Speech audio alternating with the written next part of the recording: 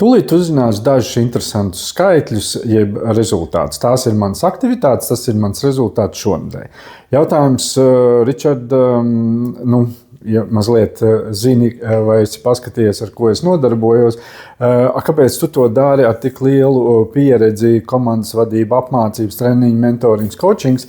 Daru tāpēc, ka šobrīd pusotru mēnesi es strādāju ar vienu projektu, kas ir tā attālināta pārdošana, tā tad veids, kā mēs uzrunājam klientus, kā mēs tiekam līdz viņiem, kā mēs komunicējam ar viņiem. Esmu izveidojis tādu modeli, 2 tikšanās modeli, dažādi veidi citas aktivitātes.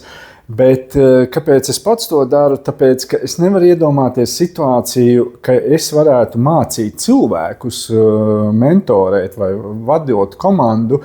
Es nevaru iedomāties, kā mēs varētu veiksmīgi palīdzēt klientiem, kā mēs varētu veidot tādu ilgtermiņa sadarbību un personalizētu sadarbību un stratēģiju, ja es pats nemestos tur iekšā, ja es pats praktiski to nedarītu. Un tas ir bijis vienmēr, vienalga, kuru komandu, kurā virzienā mēs strādājam.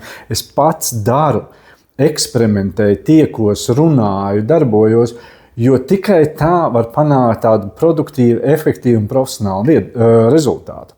Lūk, bet atgriežamies pie cipariem. Ko tad Ričards šonedēļ ir izdarījis?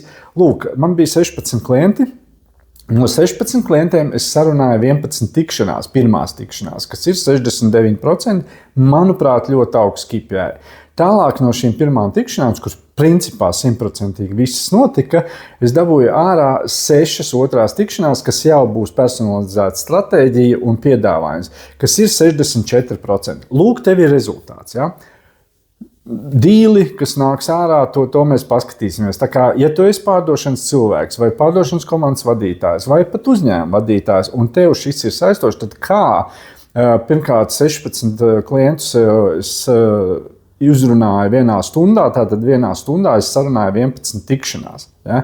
Tātad, kā to dabūt gatavu, es varu tā ieskicēt. Viens ir kanāls un veids, kā mēs tiekam līdz klientiem, kā mēs viņus uzrunājam, un tie nav augstie zvani, izmetam atkritumu grozā.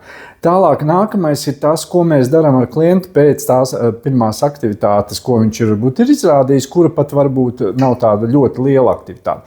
Kas ir tas, ko mēs darām?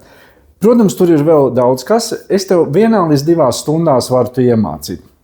Apgūt, iemācīt, parādīt, izstāstīt, tālāk jau tu pats. Tā kā, ja ir interese, raksta privāti, padarbosimies.